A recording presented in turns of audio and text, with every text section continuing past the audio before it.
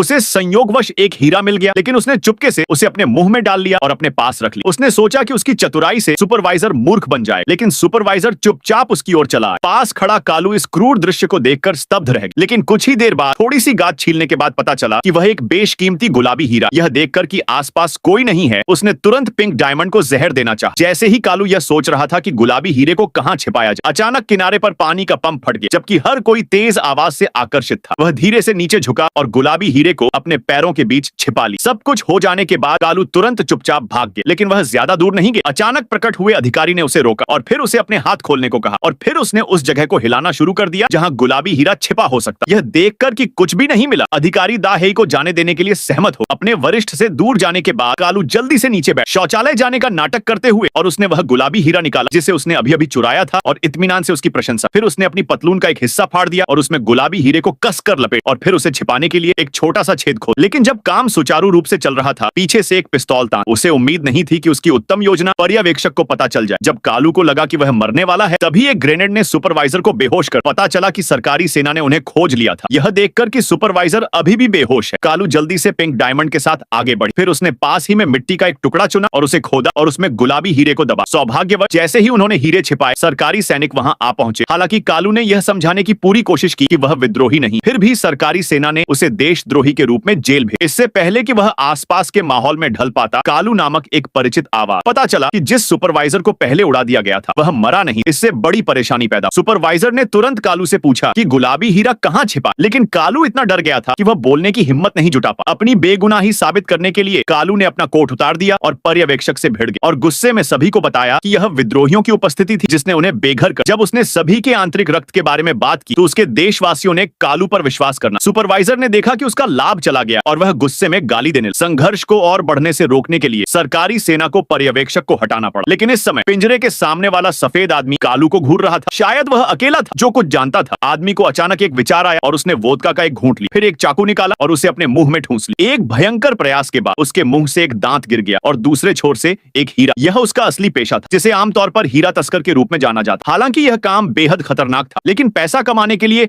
आदमी किसी भी चीज से नहीं डरता था। हीरे का परिवहन करने जाते समय उनकी मुलाकात गश्त पर तैनात सरकारी सैनिकों से। उसने उनका मनोरंजन करने के लिए कुछ अच्छी सिगरेटें निकाली, लेकिन अधिकारी को कोई फर्क नहीं पड़ा।